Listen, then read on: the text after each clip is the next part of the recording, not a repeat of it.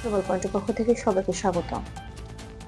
Iran ও Israel সীমান্ত জুড়ে সাম্প্রতিক সময়ে কিছুটা বিভ্রান্তিকর অনলাইন রিপোর্ট ছড়িয়ে পড়েছে, যা দ্রুত আন্তর্জাতিক মনোযোগ আকর্ষণ করেছে। অনলাইনে ছড়িয়ে পড়া কিছু সংবাদ সামরিক সংঘর্ষের খবর উল্লেখ করা হয়েছে, কিন্তু ভ্যালিড আন্তর্জাতিক সূত্র যেমন রয়টার্স, এপি, বিবিসি এবং অন্যান্য সরকারি পর্যবেক্ষকরা নিশ্চিত করেছেন যে বর্তমানে কোনো সরাসরি সংঘাত বা আক্রমণের প্রমাণ নেই।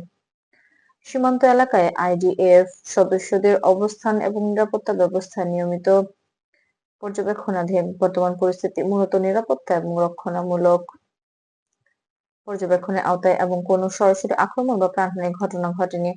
বিশেষজ্ঞরা মনে করেন যে অনলাইন ও সামাজিক মাধ্যমে ছড়িয়ে পড়া তথ্য অতিরঞ্জিত হতে পারে।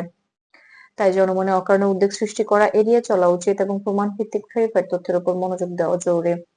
মধ্যপ্রাচ্যের সামরিক পরিস্থিতি এবং সীমান্ত পর্যবেক্ষণ কেবল নিরাপত্তা ও রক্ষণামূলক কার্যক্রমের অংশ। আন্তর্জাতিক সংস্থা মার্কিন যুক্তরাষ্ট্র এবং আঞ্চলিক মিত্র দেশগুলো সতর্কভাবে পরিস্থিতি মনিটর করছে এবং কূটনৈতিক চ্যানেলগুলো সক্রিয় রয়েছে যাতে বিভ্রান্তি বা ভুল বোঝাবুঝি তৈরি না হয়। এই ভিডিওতে তুলে ধরা হয়েছে সম্ভাব্য কারণ, সামরিক অবস্থান ও আন্তর্জাতিক পর্যবেক্ষণ। বর্তমান তথ্য অনুযায়ী সীমান্ত এলাকায় কোনো হঠাৎ বা নতুন সংঘর্ষের প্রমাণ নেই এবং পরিস্থিতি নিয়ন্ত্রিত।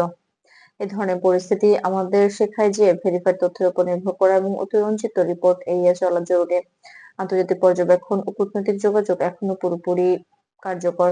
আপনি দেখছেন গ্লোবাল পয়েন্ট। সাম্প্রতিক আন্তর্জাতিক নিরাপত্তা, ভেরিফাইড তথ্য এবং বিশ্বব্যাপী কূটনৈতিক খবরের জন্য সাবস্ক্রাইব করুন গ্লোবাল পয়েন্ট এবং নোটিফিকেশন অন করে রাখুন।